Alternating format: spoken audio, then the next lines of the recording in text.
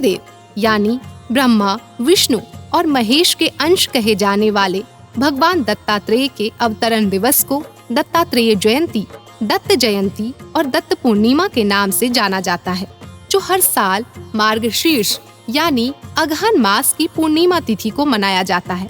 कहते हैं भगवान दत्तात्रेय में गुरु और ईश्वर दोनों के स्वरूप विद्यमान हैं।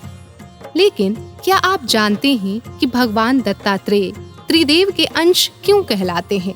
आज हम इसी सवाल का जवाब जानेंगे, लेकिन उससे पहले ये जानना जरूरी है कि भगवान दत्तात्रेय का स्वरूप कैसा है और कितनी फलदायी है उनकी पूजा। श्रीमद् भागवत के अनुसार पुत्र प्राप्ति की कामना करते हुए महर्षि अत्रि ने व्रत किया था, जिसके फलस्वरूप भगवान विष्णु ने महर्षि अत्रि से कहा, दत्तो मया हम्मति यद भगवान स दत्तः, अर्थात मैंने अपने आप को तुम्हें दे दिया। भगवान विष्णु ने ऐसा कहते हुए महर्षि अत्रि के पुत्र के रूप में जन्म लिया और दत्त कहलाए। अत्रि पुत्र होने से ये आत्रेय के नाम से भी जाने जाते हैं। दत्त और आत्रेय के संयोग से यह दत्तात्रेय के नाम से प्रसिद्ध हुए।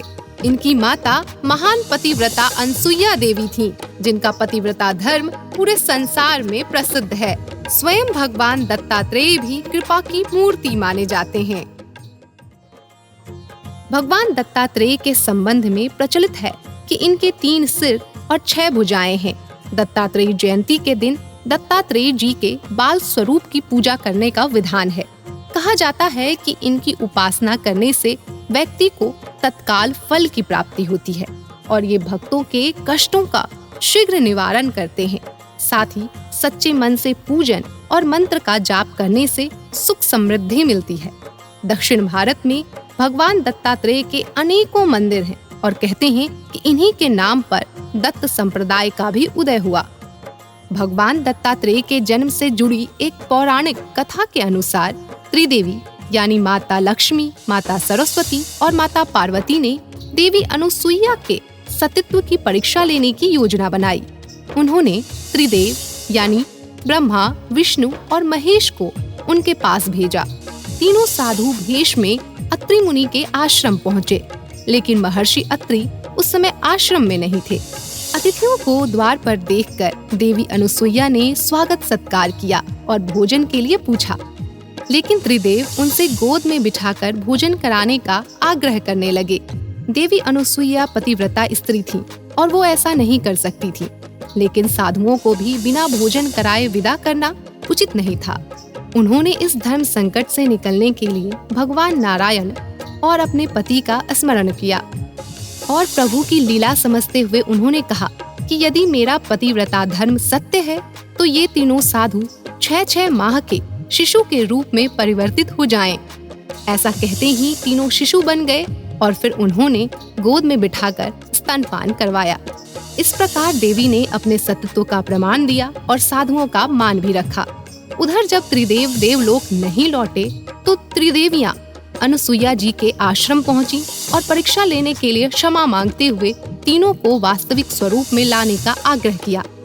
अनुसुईया जी के ऐसा करते ही तीनों देव ने उनसे वरदान मांगने को कहा, जिस पर उन्होंने कहा कि आप तीनों देव मुझे पुत्र के रूप में प्राप्त हों।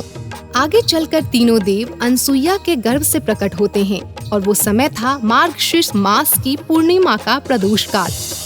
नारायण के अवतार होने के कारण दत्तात्रेय का पूजन पूर्णिमा, गुरुवार और दत्त अवतरण के दिन किया जाता है।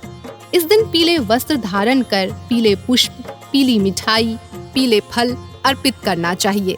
इस दिन ओम नमो भगवते दत्तात्रेयाय मंत्र के जाप से जीवन सुखमय बनता है।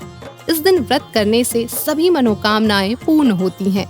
भगवान दत्तात्रेय के अवतरण दिवस को भारत में विशेष रूप से गुजरात, कर्नाटक, आंध्र प्रदेश, तेलंगाना, महाराष्ट्र आदि राज्यों में धूमधाम से मनाया जाता है।